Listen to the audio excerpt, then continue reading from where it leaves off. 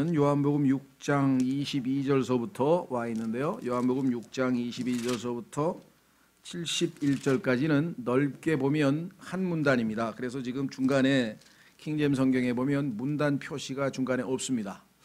그러나 이것이 또 조금 분류해서 나누어 보면, 문단을 나누어 본다면 22절서부터 40절까지, 여기 지금 보니까 우리 그 성경에 성경역을 편집하신 분이 하늘에서 온 빵 이렇게 해놓고, 그 다음에 41절에 예수님께서 자신의 백성에 의해 배척됨 이런 제목을 달아놓으셨는데, 의미 있는 제목을 달아놓으신 것 같아요. 그러니까 하늘에서 내려온 빵, 나는 생명의 빵이다 라고 하는 설교를 이제 예수님께서 하시는데, 아시다시피 두 번에 걸쳐서 기적을 지금 베푸셨습니다. 첫째는 오병이어의 기적이라고 하는 그 기적이 조금 전에 있었고, 그 다음에 직전에 바로 물 위를 걸어오는 그러한 기적을 지금 두 번이나 연속해서 하셨죠. 이 네 번까지의 표적을 통해서 이제 충분히 예수 그리스도께서는 자신의 뜻을 성취하셨지만, 앞으로 이제 세 번에 걸쳐서 더 이제 하나님의 뜻을 다섯 번에 걸쳐서 이제 표적을 보여주셨고, 아직 두 번의 표적을 더 보여주셔서 자신이 하나님의 아들이심을 사람들에게 믿게 하시게 될 터인데, 오늘은 설교 부분 앞부분에서 살펴보고, 뒷부분은 그 설교에 대해서 이 반응이, 유대인들이 예수 그리스도에 대한 저항, 배척, 이와 같은 반응이 나왔는데, 그 반응에 대해서 다음 주에 살펴보려고 합니다. 자, 그래서 오늘 우리가 살펴볼 부분은 22절서부터 40절까지 하나님의 말씀이 되겠습니다.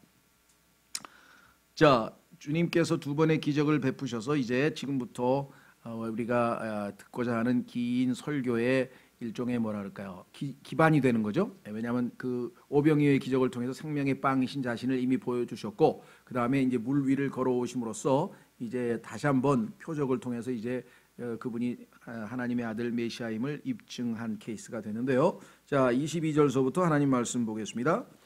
그 다음 날 바다 건너편에 서 있던 사람들이 그분의 제자들이 탄 배 외에는 다른 배가 거기 없는 것과, 또 예수님께서 자기 제자들과 함께 그 배로 돌아가지 아니하시고 그분의 제자들이 따로 가는 것을 보니라. 그러나 다른 배들이 디베리아를 떠나 주께서 감사드리신 뒤에 그들이 빵을 먹던 곳으로 가까이 왔더라. 그러므로 사람들이 거기에 예수님도 계시지 않고 또 그분의 제자들도 없는 것을 보고 자기들도 배를 타고 예수님을 찾으러 가버나움으로 가서 바다 건너편에서 그분을 만나 그분께 이르되 랍비여 언제 여기에 오셨나이까 하매. 자, 오병이어의 기적을 베푸신 다음에 예수님께서는 자신은 제자들을 배를 태워서 저쪽 편으로 보내셨죠. 아무래도 사람들의 그 군중들이 또 몰려와서 이 기적 이런 것들에 대해서 또 아주 너무 흥분 상태에 있고, 그래서 제자들이 우쭐대고 이런 것들을 또 뭐 감안해서 주님께서 적절하게 이들을 저쪽 건너편으로 일단 보내셨습니다. 반면에 본인은 산으로 올라가셔서 기도하셨다고 성경에 기록되어 있습니다. 그 다음 날 그 빵을 먹고 기적을 맛본 자들이 그 기적에 대해서 아주 너무나 예수 그리스도를 왕으로 세우고 싶어 했다 그랬죠. 그리고 예수 그리스도를 통해서 뭔가 이제 자신들도 굶주림을 해방할 수 있는 어떤 참 계기가 만들어졌다, 아마 이런 생각이 들었는지 예수 그리스도를 지난번에 왕으로 세우려고 했다고 이제 살펴봤는데, 뭐 왕으로 세우든 지도자로 세우든 뭔가 하여간 예수님을 또 만나러 이제 무리들이 다시 몰려왔는데, 와 보니 안 계시더라 이거죠. 분명히 어제 배 타고 제자들만 갔는데 예수님은 남아 계셨는데 예수님 어디 갔단 말이냐 보니까 아무리 봐도 없어요. 그래서 마침 저쪽 제자들이 건너간 편에서 배편이 와서 이쪽 편으로 지금 와 있는 그 배편을 보고, 어제는 배가 하나밖에 없었기 때문에 제자들이 타고 갔기 때문에 더 이상 예수님이 배를 타고 갔을 리는 없을 거고, 그렇죠? 그렇다고 삥 호숫가를 돌아서 가셨을 리는 만무하고, 어제 그 밤에 이제 헤어졌기 때문에 이게 혹시 하면서 이제 무슨 기적적인 방법으로 가셨나 이렇게 생각을 했는지 우리는 알 수가 없지만, 하여간 뭐 제자들이 어떤 생각을 했는지는 모르지만 그 저쪽 건너편에서 배가 도착하자마자 그 배를 타고 예수님을 찾으러 이제 제자들이 간 방향으로 이제 갑니다. 그것이 이제 가버나움이었죠. 그래서 가보니까 거기 계시더라는 거죠. 언제 여기로 오셨나이까? 이 질문이 참 뭐라 그럴까요? 우리 생각하기에는 아니 어떻게 여기 오셨죠? 배도 없는데 이렇게 물어봐야 될 것 같은데 언제 오셨나이까? 이렇게 질문을 한 것에 대해서 어떻게 우리가 해석을 해야 될지 참 그렇습니다. 어떤 분들은 아니 당연히 어떻게 오셨느냐? 또 기적을 베풀어서 어떤 초자연적인 방법으로 오셨느냐? 어떤 표적을 또 우리에게 보여주고 싶으시냐? 뭐 이렇게 질문을 했어야 마땅한 거 아니냐? 이렇게 생각하시는 분들도 있고요. 이들은 예수님의 기적을 오병이어의 기적과 같은 엄청난 기적을 봤는데 당연히 기적적인 방법으로 왜 배가 없었으니까 뭔가 초자연 방법으로 여기 오셨을 것이다 라고 하는 확신을 가지고 언제 오셨습니까? 라고 물어본 것일 수도 있다. 뭐 이거는 그야말로 우리가 추측이기 때문에 이렇게 생각해도 되고 저렇게 생각해도 되고 그건 뭐 우리가 중요한 건 아니고요. 어쨌거나 하여간 제자들 예수님을 만나러 온 이들에 대해서 예수님께서는 그들에게 그들의 궁금증을 호기심을 충족시키기 위해서 내가 뭐 물 위를 걸어왔다든가 아니면 뭐 그런 방식의 답변을 하신 게 아니라 그들의 속마음을 다 읽고 계시죠. 나를 찾아온 목적이 어제 보니까 그 오병이어의 기적을 베푸셔서 정말 이 부분은 구약 성경에 예언된 메시아 참 하나님의 아들이 맞으시구나. 그러니 우리가 마땅히 이분을 경배하고 이분 앞에 회개하고 이분을 받아들여야 되겠다라고 하는 자신들의 혼의 필요 또는 영적인 필요에 의해서 온 게 아니고 이 사람만 우리 왕이 되면 우리는 굶어 죽지 않겠구나. 왜? 그 기적을 매일 베풀어 주시면 되잖아요. 마치 모세가 그렇죠? 이 사람들은 모세라고 생각했지만 사실은 모세가 아니었죠. 하나님께서 40년 동안 하늘에서 만나를 내려주셔서 그 광야에서 기적 같은 방식으로 40년을 살았는데 하늘에서 만나만 40년 내려온 게 아니라 메추라기도 중간에 내려왔지만 그들의 신발도 헤어지지 아니하고 옷도 헤어지지 아니한 어마어마한 기적이 40년 동안 신발이 안 헤어진 거 여러분 보셨어요? 어마어마한 기적적인 방법으로 이 사람들이 살았단 말이죠. 그렇다면 예수님의 어제 기적은 그거보다 뭐 엄청난 기적인데 이분이 그런 기적을 매일같이 베풀어 주신다면 우리는 이제 먹고 사는 문제가 해결되겠구나라는 생각을 했던 것이죠. 그래서 예수님께서는 그 속마음을 읽으셨죠. 너희는 기적을 보았기 때문이 아니라 이 먹고 사는 문제 때문에 날 찾아왔구나. 영적인 필요 때문에 온 게 아니라 육적인 필요 때문에 찾아왔구나라고 하는 이야기를 지금 하고 계시죠. 그래서 예수님의 답변이 바로 그렇게 나오는 것이죠. 27절 보십시오. 26절 예수님께서 그들에게 대답하여 이르시되 진실로 진실로 내가 너희에게 이르노니 진실로 진실로 요한복음에서는 여러 번 반복해서 중요한 얘기를 하실 때는 이렇게 진실로 진실로라는 말로 강조를 하셨는데요. 내가 너희에게 이르노니 너희가 나를 찾는 것은 너희가 기적들을 보았기 때문이 아니요 그래서 나를 누구인지 내가 하나님의 아들 메시아인지 알았기 때문이 아니라 빵을 먹고 배불렀기 때문이로다. 너희는 영적인 필요는 어디 가고 다 이런 육적인 생각만 하고 있느냐라는 이야기를 지금 주님께서 하고 계시는 거죠. 그래서 예수님께서는 이제 너희에게 필요한 것은 영적인 문제다라고 하는 것을 지적하고 계십니다. 27절 썩어 없어지는 양식을 위해 수고하지 말고 영존하는 생명에 이르도록 항상 있는 그 양식을 위해 수고하라. 그것은 사람의 아들이 너희에게 주리니 그를 하나님 아버지께서 봉인하셨느니라 하시니라. 27절에서 우리가 주목해야 될 것 중에 조심하십시오. 수고하지 말고 그러니까 육신적인 먹을 것을 위해서는 수고하지 말고 그러면 우리 보고 뭐 애써서 직장에서 일해서 먹을 것 수고하지 말란 뜻이냐? 그게 아니죠. 지금 초점은 두 가지를 놓고 우선순위가 무엇인가에 대한 언급을 하고 있는 것이고요. 두 번째는 예수님께서 말씀하신 것은 항상 있는 그 양식을 위해 수고하라. 그러니까 그럼 우리가 수고해서 구원을 쟁취하고 영적인 필요를 얻느냐? 그건 아니죠. 어떤 뜻이냐? 너희가 육적인 필요를 위해서 그렇게 관심이 많은 것처럼 영적인 문제에 대해서도 그렇게 갈망하고 좀 관심을 가져라. 그리하면 내가 주겠다. 주시는 분은 주님이세요. 우리가 노력해서 쟁취하는 게 아니라 주님께서 말씀하시기를 이렇게 얘기했죠. 그것은 그렇죠. 사람의 아들이 너희에게 주리니. 이 사람의 아들이라고 하는 표현을 왜 썼을까요? 너희가 지금 메시아 다음에 하나님의 아들에 대해서 관심이 있지만 나는 너희의 인간으로서의 진정한 필요, 영적 필요에 관심이 있다. 그래서 자신은 지금 여기서 특별히 의도적으로 인자, 즉 하나님의 아들 대신에 사람의 아들이라고 하는 자신의 타이틀을 여기서 사용하신 것으로 우리가 생각해 볼 수가 있겠죠. 자, 그러면서 뭐라고 말씀하셨느냐? 이렇게 얘기했습니다. 그를 하나님 아버지께서 봉인하셨느니라. 자, 여기 이제 우리가 인쳤다라고 하는 말로 우리 신약 성경의 에베소서 같은 데에서는 성령께서 우리를 그리스도 안에서 인치셨다 이런 표현이 나왔는데 여기는 이제 봉인하셨다 뭐 같은 말이죠. 성경에 보면 이 인치신다, 봉인한다고 하는 의미는 두 가지입니다. 하나는 신원을 확인하기 위해서 봉인하는 거죠.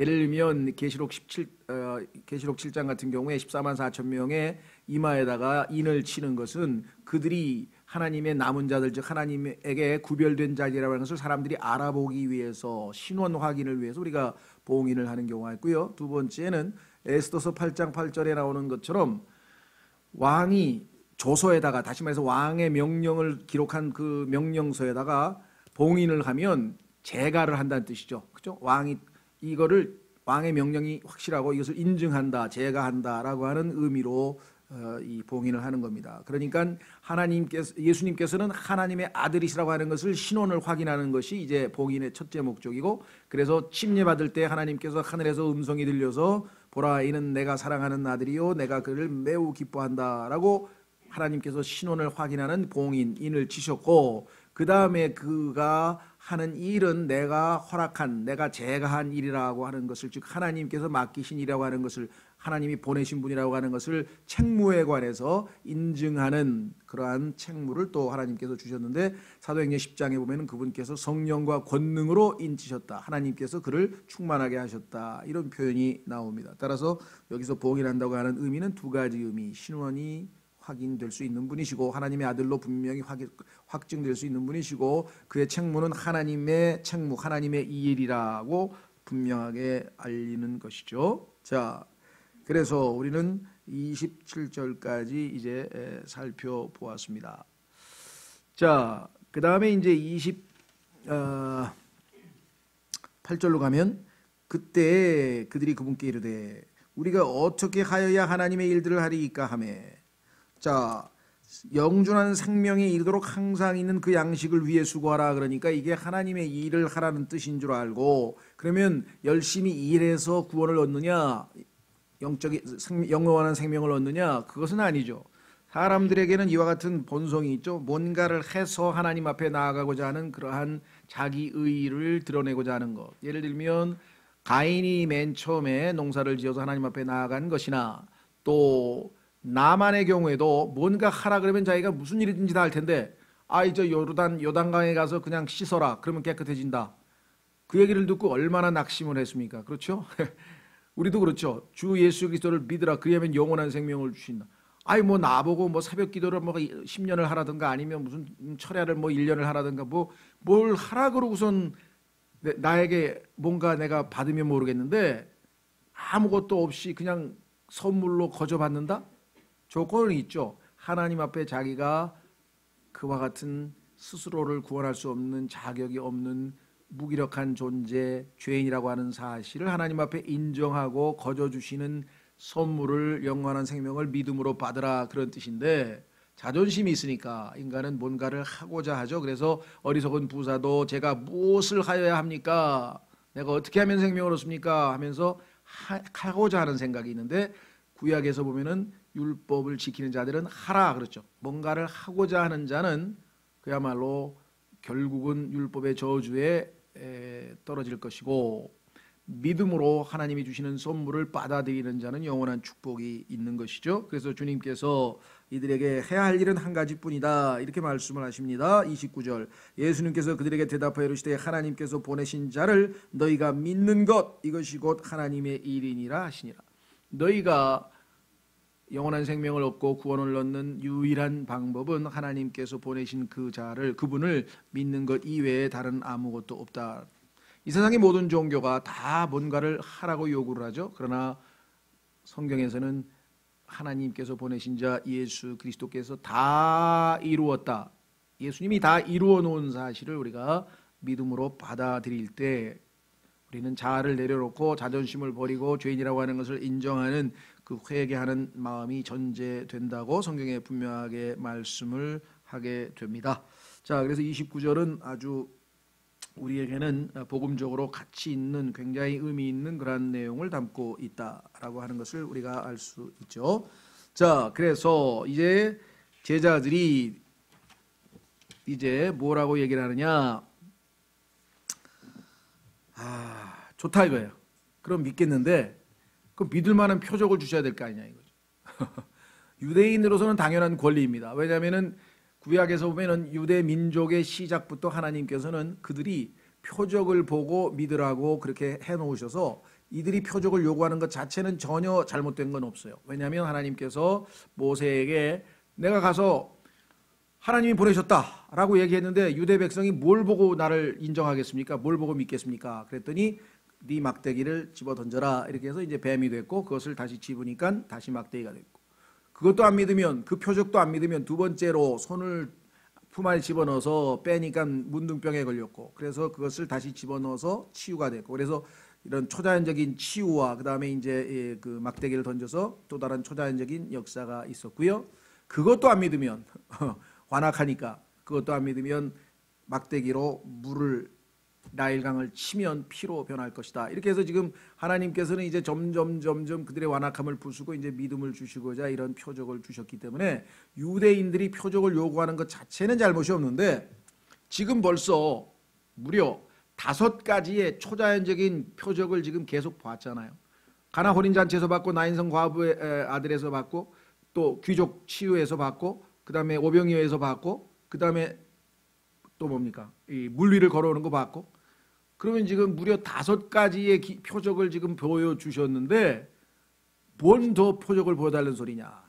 그러니까 유대인들은 뭐냐면 그런 거 말고 좀 센 거 없냐 이게 뭐가 센 거냐 그러니까 하늘로부터 오는 표적을 좀 보여달라 이게 하늘에서 불이 내려와서 막 불을 사르든지 아니면 좀 재앙이 일어나는 뭐 엄청 그거 같은 것. 그래서 마태복음에도 보면은 하늘로부터 하늘에서 뭐 내려오는 그런 표적을 좀 보여달라고 예수님을 거의 몰아붙이는 그런 사람들인데 하나님께서는 응답은 하시긴 하시는데 그 하늘로부터 오는 표적을 누가 하느냐 성경에 보니까 계시록 13장에 적그리스도가 그 표적을 보여주고 그 적그리스도를 메시아인 줄 알고 착각해서 속아서 비참하게 되는 그것이 하나님의 징계였어요. 얼마나 놀라워. 하나님께서 충분한 표적을 주셨는데 그렇게도 완악하게 끝까지 거부하게 되면 어떻게 되는가? 하나님께서 원하는 하늘로부터 오는 표적을 주는데 그 표적이 누구에게 나타나는가? 기적이 적그리스도로부터 나타나가지고 하늘에서 불이 내려와서 살려는 일들이 벌어졌단 말이죠. 그게 메시아인 줄 알고 속아가지고 결국은 적그리스도 휘하에 노예 생활을 하는 속박으로 빠지는 어리석은 그 3년 반의 대환란이 있게 된다고 성경에 나와 있거든요. 자, 하나님께서는 이미 충분히 표적을 보여주셨는데 또 표적을 달라. 이것은 이들의 심정의 마음의 완악함을 보여주는 것 그 이외에 그 이하도 아니고 그 이상도 아니다. 다른 날도 아니고 엊그제 보여줬잖아요. 아니 빵 5개하고 물고기 2마리하고 남자만 5,000명이니까 적어도 15,000명을 먹이는 기적을 보여줬는데 뭘 얼마나 더 보여달라. 그러니까 그제서야 한다는 소리가 모세가 40년 동안 하늘에서 만나를 우리에게 주시지 않았습니까? 주님도 좀 40년 동안 좀 계속 매일 좀 항상 주시면 안 되겠습니까?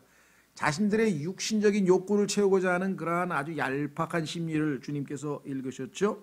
30절 그러므로 그들이 그분께 이르되 우리가 그러면 선생님께서 우리에게 무슨 표적을 보이사 우리가 보고 선생님을 믿게 하시나이까. 구약에는 우리가 표적을 가지고 믿으라고 하지 않았습니까? 고린도전서 1장 22절에도 유대인들은 표적을 구하나 헬라인들은 지혜를 구한다. 그렇습니다. 표적이 필요합니다. 선생님은 무슨 일을 행하시나이까? 우리가 적어도 기대하는 것은 이런 겁니다. 31절 기록된 바 그가 그들에게 하늘로부터 빵을 주어 먹게 하였도다 한 것 같이 우리 조상들은 사막에서 만나를 먹었나이다 하매 맞는 얘기입니다. 이거는. 그런데 그때 예수님께서 그들에게 이르시되 진실로 내가 너희에게 이르노니 모세가 너희에게 하늘로부터 그 빵을 주지 아니하였느니라.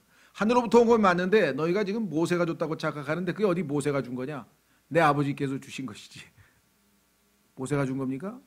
당연히 아니죠. 하늘에 계신 내 아버지께서 주신 것이죠. 오직 내 아버지께서 너에게 하늘로부터 참 빵을 주시나니 하나님의 빵은 하늘로부터 내려와 세상에 생명을 주는 자니라 하시니라. 자, 여기서 조심해야 될 거는요, 앞부분은 과거 시제로 얘기했어요. 모세가 준 게 아니다. 그런데 하나님께서는 참빵을 주시는데 현재 시제로 돼 있어요. 그 얘기는 뭐냐면 과거에 주신 것도 내 아버지가 주셨지만 지금 현재 너희에게는 만나는 모형이고 실체인 진짜 빵, 참빵인 나, 너희들에게 생명을 내어줘서 너희에게 영원한 생명을 줄 바로 나를 너희에게 주고 있지 않느냐. 내가 너희에게 생명의 빵이니라. 이렇게 지금 주께서 자신을 소개하고 있죠.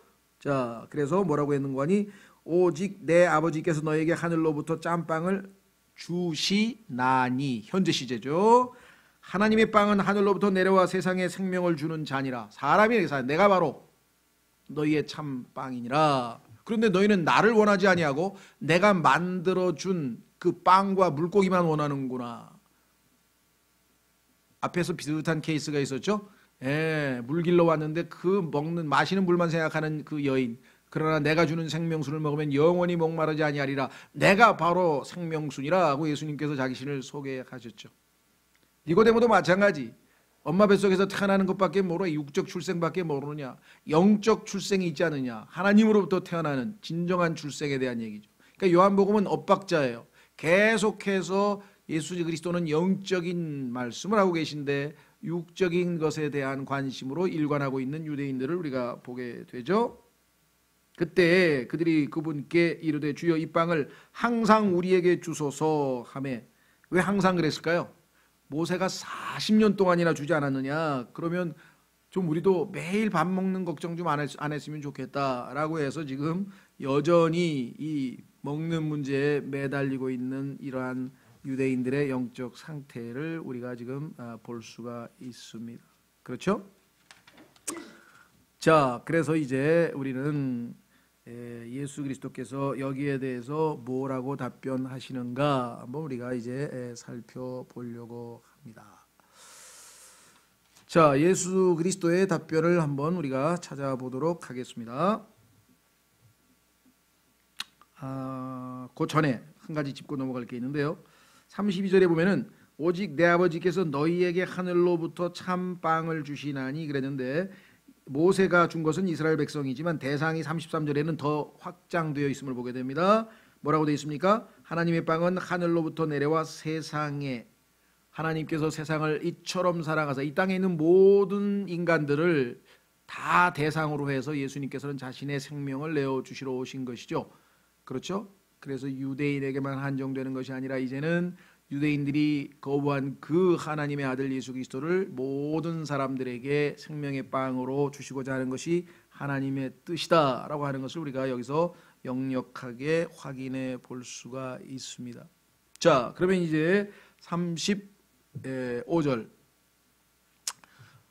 이들이 얘기한 그것에 대해서 예수님께서는 뭐라고 말씀하셨는가? 35절 예수님께서 그들에게 이르시되 내가 곧 생명의 빵이니.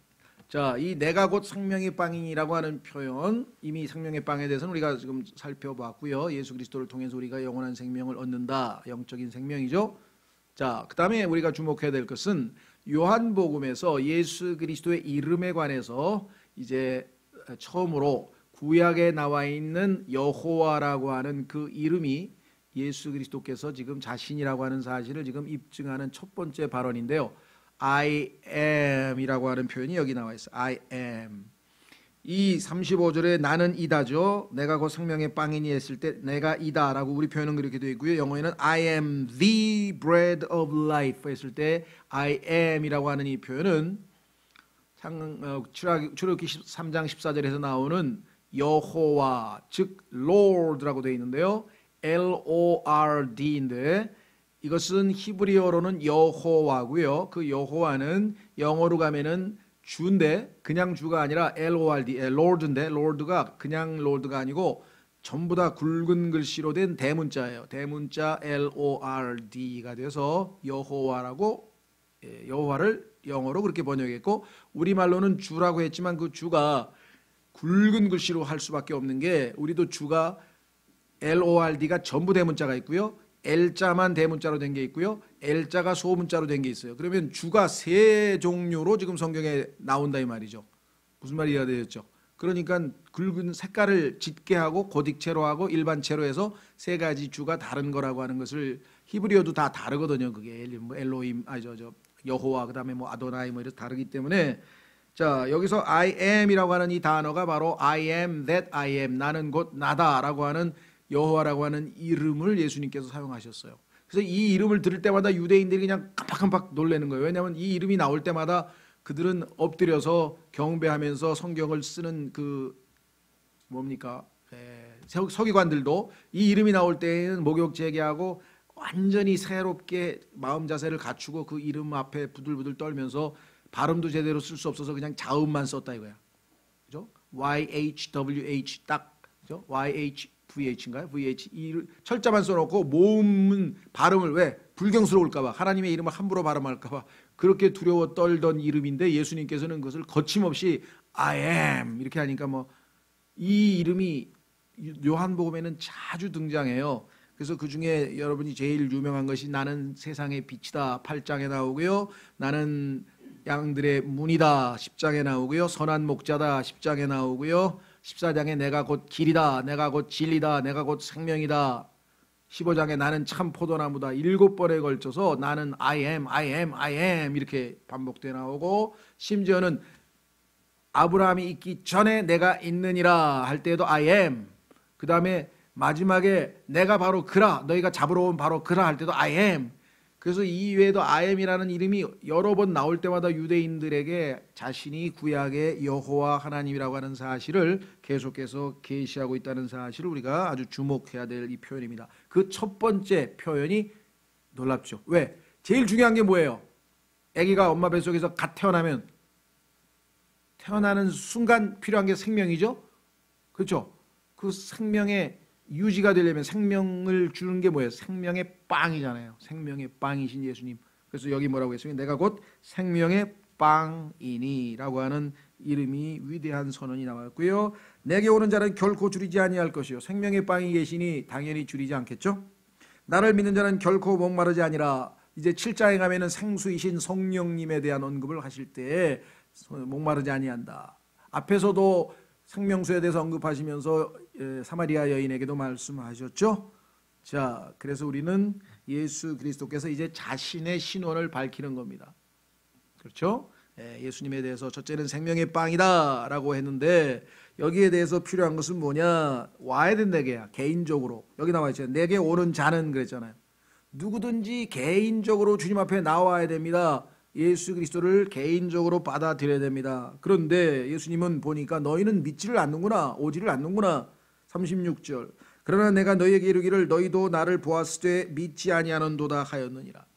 자, 여기서 보았다고 하는 얘기는 유대인들은 직접 예수님을 목격하고 있죠. 예수님을 봤어요. 기적도 봤어요. 다 봤어요. 그런데도 여전히 믿지 않습니다. 그래서 예수님께서는 여기에 대해서 잘못을 정확하게 지적하시고 이제 37절에서 자신이 생명의 근원 되시는 분이심을 다시 한번 강조하는데 아버지께서 내게 주시는 모든 자는 내게로 올 것이요 내게 오는 자는 내가 결코 내쫓지 아니하리라. 이 37절 한 구절을 잘못 곡해하면 하나님의 절대 주권을 칼빈주의처럼 해석해서 그러면 아버지께서 주시는 자는 자연적으로 오게 돼 있지 않느냐. 그러니까 인간의 어떤 자유의지가 개입할 여지가 없다 이렇게 생각하지만 아버지께서 올 때 어떤 방식으로 오게 하는가? Come, 내게 오라, 오라. 누구든지 수고하고 무거운 짐진 자들아 오라. 값없이 와서 살아. 그렇죠? 노아 용수 때도 뭐라 그랬습니까? 누구든지 오라, 오라. 계시록 마지막 순간에도 성령과 신부가 말하기를 누구든지 와서 오라, 거저 생명수를 마시라 그랬지. 조건이 따로 있었습니까? 그런데 그 오라고 하는 초청에 응하면 아버지께서 그를 예수님께로 보내는 거고 초청에 응하지 않고 오지 아니하면 그는 자신의 스스로의 결정에 의해서 안 가는 것뿐인데 이것을 마치 하나님께서 딱 뭘 누굴 정해놓고 그 사람만 보내는 것처럼 잘못 해석하고 있는 것이 칼빈주의고요. 그 다음에 나중에 이제 다음 주에 보시겠습니다만은 그 하늘에서 내려오는 생명의 빵과 관련지어서 예수님께서 그것이 결국은 자기가 십자가에서 죽으실 것을 언급하면서 내 살과 내 피를 먹고 마시지 아니하면 이란 표현을 듣고 가톨릭에서는 또 화채설이라고 하는 또 이단 교리를 만들어냈는데 그때 가서 조금 더 보완하도록 하겠습니다. 따라서 37절의 경우에는 하나님의 주권에 관한 이야기이기는 하나 우리의 자유의지를 전혀 침해하지 않는다. 왜? 초청을 하시면서 누구든지를 붙였으니까. 누구든지 영접하는 자, 내 아들을 믿는 자들에게는 하나님의 아들들이 되는 권능을 주신다. 누구든지 수고하고 무거운 짐진 자들아 다 내게로 오라. 다. 여기 또 있죠? 모든 자라고 써 있잖아요. 37절에 모든 자. 자, 38절로 가서요. 나는 내 뜻을 행하려고 하늘로부터 내려오지 아니하고 나를 보내신 분의 뜻을 행하려고 내려왔느니라. 그렇죠? 히브리서 10장에도 나와 있죠. 그분은 하나님의 뜻을 행하려고 내려왔는데 그 하나님의 뜻을 행하기 위해서는 인간의 육체가 필요했기 때문에 하나님께서 마리아의 몸 안에 몸을 예수님이 사용하실 몸을 하나 예비해 두셨다라고 성경에 기록해 놓으셨다. 그렇죠? 그러니까 성경에 보면은 한 아기는 태어났어요. 마리아의 뱃속에서. 그러나 하나님의 아들, 한 아들은 하나님이 주셨다라고 이사야서 9장 6절에 말씀하고 있는 이유가 예수님은 스스로 이 땅에 내려오신 것이고 이 땅에 계시는 동안 사용할 몸만 마리아의 몸을 빌려서 하나님께서 예비해 놓으셨다라고 했습니다. 자, 그래서 이제 아버지의 뜻을 행하는데 아버지의 뜻을 설명합니다. 자, 하나님께서 예수님께서 하라고 보내신 그 아버지의 뜻은 뭐냐? 39절. 나를 보내신 아버지의 뜻은 이것이니 곧 그분께서 내게 주신 모든 것 중에서 내가 하나도 잃지 아니하고 마지막 날에 그것을 다시 일으키는 것이니라. 교리적으로 보자면 구약 시대의 구약 시대의 성도들에 대한 이야기입니다. 또 실제적으로 보면 유대인들, 왜냐하면 40절에 보면은 나를 보내신 분의 뜻은 이것이니 곧 그 아들을 보고 그를 믿는 자가, 예수님을 직접 목격한 당사자들이지 예수님의 시대에 있어 살았던 사람들이죠. 예, 여러분들 잘 아시는 것처럼 이 성령 회방죄도 마찬가지입니다. 성령 회방죄에 대해서 사람들이 잘못 생각하고 있는데요. 예수 그리스도를 보고 예수님이 행하시는 기적을 마귀가 행했다, 아니면 사탄의 힘을 빌어서 행했다, 이렇게 발언하는 것이 성령 회방죄지. 요즘에는 성령 회방죄를 짓고 싶어도 지을 수가 없죠. 왜? 우리가 예수님을 눈으로 보고 있는 게 아니기 때문에. 그래서 그런 제한적인 특별한 상황에서 말씀하시는 것을 아무데나 갖다 붙여서 성령이 임하시려고 그러는데 성령을 안 받는다. 하나님께서 막 우리의 혀를 뭐 이렇게 방언을 주려고 그랬는데 막 저항해서 방언을 안 받았다. 성령 회방죄를 지었다. 뭐 치유를 하니까 그것이 거짓 치유다. 그것은 사탄의 거짓 치유다. 뭐 이렇게 방해해서 성령을 회방한다. 뭐 이런 식으로 해서 오해 살 만한 발언들을 하시는데 그것은 아니고요. 예수님이 살아계신 당시에 예수님을 보고 기적을 보고도 믿지 않는 자들에 대한 언급을 하고 계시고 그것을 보고 마귀의 힘을 빌려서 행하였다라고 하면 그것은 성령을 회방하는, 왜? 성령께서 하신 일을 회방한 죄가 된다라고 성경에 말씀을 하셨죠. 그래서 교리적으로 보시면 여기에서의 지금 상황은 마지막 때에 다시 일으키는 것이니라. 우리는 마지막 때에 일어나는 게 아니죠. 1000년 전에, 그보다 1000년 전에 우리는 부활하고 아니면 휴거되거나, 그렇죠. 교회 시대의 그리스도인에 대한 얘기는 성경에 보면 이와는 전혀 다른 이야기를 합니다. 예를 들면 요한복음 12장으로 가보겠습니다. 요한복음 12장에 가면은 교회 시대의 성도들에게는 뭐라고 되어 있느냐? 예수님을 보고 믿고 안 믿고가 아니라 이제 예수님께서 십자가에 달리신 이후에 대한 이야기는 12장에 가면 써 있습니다. 요한복음 12장 32절. 요한복음 12장 32절.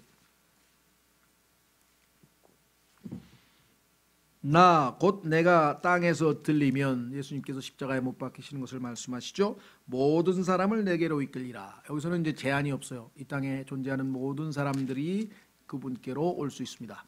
그분께서 인도하실 때 따라가서 예수님을 믿으면 구원을 받는 거고, 거부하고 안 따라가면 못 가는 거고. 그래서 33절, 그분께서 이것을 말씀하사 자신이 어떤 죽음으로 죽을지 표적으로 보여주시니 십자가에 달리실 것을 미리 말씀해 주셨다라고 성경에 말씀하셨죠. 자, 그래서 다시 한번 마무리를 짓습니다. 그러니까 39절은 하나님께서 예수님에게 주신 하나님의 뜻, 그 다음에 40절은 이 땅에서 예수님을 보고 믿는 자에게는 영존하는 생명을 주는 것, 그리고 마지막 날에 내가 그를 다시 일으키는 것. 다시 말해서 구약 시대와 예수님의 복음 시대, 예수님의 살아 생전에 있었던 그 시대의 사람들에게 교리적으로 한정이 되는 것이겠죠. 다만 예수님께서는 그 이후에 구원받게 될 사람들에 대해서는 뒤에 아까 말씀드린 것처럼 요한복음 12장을 포함해서 여러 곳에서 말씀을 했습니다. 조금 더 압축을 하면 왜 예수님께서는 37절에 아버지께서 내게 주시는 모든 자는 내게로 올 것이다 이렇게 얘기를 했는가 하니, 나중에 아버지께서 주시지 않은 자가 하나 있었죠. 예수 그리스도를 따라다녔지만 결국은 예수 그리스도를 배반하고 버릴 가롯 유다에 대한 암시를 여기서 지금 하고 있음을 보게 됩니다. 그러니까 예수님께서 인도하셔도요, 안 따라가지 아니할, 예수님을 받아들이지 아니할, 거부할 자유까지도 우리에게 주어졌다는 사실이 인간을 한없이 참으로 자긍심을, 인간의 어떤 그 자부심을 부여하지만 반대로 그것이 얼마나 또 무서운 결과를 낳을 수도 있는지 한번 우리가 심각하게 생각해야 될 것이다 이렇게 생각을 합니다. 자, 그래서 우리는 이제 요한복음 6장에서 예수님께서 22절서부터 40절까지 이제 일종의 생명의 빵이라고 하는 주제로 이제 설교를 했는데, 유대인들이 여기에 대해서 이제 영적인 것과 육적인 것을 혼동해서 지금 못 알아들으니까 41절, 그분께서 내가 하늘로부터 내려온 빵이라 하셨으므로 그때 유대인들이 그분에 대해 수군거리며 이르되 이 사람은 요셉의 아들 예수가 아니냐, 그의 아버지와 어머니를 우리가 아는데 어찌 그가 말하기를 내가 하늘로부터 내려왔다 하느냐 하니, 여기서부터 이제 유대인들의 예수님에 대한 반저항 또는 의심, 그다음에 거부, 이러한 모든 것들이 이제 점차 이제 노골화되기 시작하는 과정이 이제 전개됩니다. 그래서 결국 예수 그리스도께서는 12장까지 가서는 이제 유대인들에 대한 모든 이 기회를 거기서 이제 딱 종결하고, 그래서 12장에 예수님께서 자신의 하늘이 미랄로 이제 죽으실 것을 말씀하시면서 베다니에서 마지막 리허설, 즉 교회 시대의 교회의 모습을 한번 리허설 하시고 숨어버리셔요. 그러니까 13장서부터는 예수님의 제자들과의 마지막 십자가로 가기 전엔 그 비밀스러운 모임, 그렇죠? 사적인 모임, 13 다락방, 14, 15, 16 다락방 설교, 17장 예수님의 대제사장으로서의 기도, 이렇게 해서 5장이 요한복음의 어떤 면에서는 심장부에 해당되는 것이죠. 제자들과의 친밀한 만남, 구원받은 사람들에 대한 예언, 성령에 대한 말씀 등등이 나오고요. 그래서 아주 요한복음 13장서부터 17장까지는 아주 은밀한 계시가 있고요. 그 다음에 이제 우리가 아는 예수님의 십자가의 죽으심, 우리가 슬픔을 당하시는, 슬픔과 고통의 질고의 사람이라고 하셨던 예수님의 마지막 자신을 내어주시는 장면이 나옵니다. 그러니까 요한복음은 앞부분은 표적, 그렇죠? 표적을 통해서 자신이 하나님의 아들이라는 것을 입증하는 과정에서 점점 유대인들이 반기를 들고 거부하는 과정이 12장까지. 그래서 이들을 더 이상 기회를 줄 필요가 없기 때문에 예수님을 받아들인 자들, 제자들과의 만남이 5장에 걸쳐서 펴 있고, 마지막 이제 십자가에서 자신의 생명을 내어주시는 장면, 이렇게 해서 요한복음은 쉽게 얘기하면 이렇게 3부분으로 되어 있고요. 앞뒤에 도입 부분과 결말 부분까지 하면 5부분으로, 그래서 전체가 아주 선명하게 우리에게 들여오는 그런 책입니다. 다음 시간에 이제 예수님이 배척당하는 장면을 41절서부터, 우리가 테마가 붙어 있기 때문에 71절까지 약 30절을 쭉 읽어가면서 어떻게 예수님과 유대인들이 대화했는지 한번 살펴보려고 합니다. 자, 오늘 이 시간에 여러분과 제가 자신을 생명의 빵으로 주신 예수 그리스도를 알게 돼서 우리가 그분을 영적인 양식으로 얻고 생명을 얻을 뿐만 아니라 매일매일의 삶에서 그분의 말씀을 우리의 생명의 양식으로 취하고 그분을 힘입어서 하루하루 생명력이 넘치는 그와 같은 삶을 살아갈 수 있도록 이 시간 다 같이 잠깐 기도하겠습니다.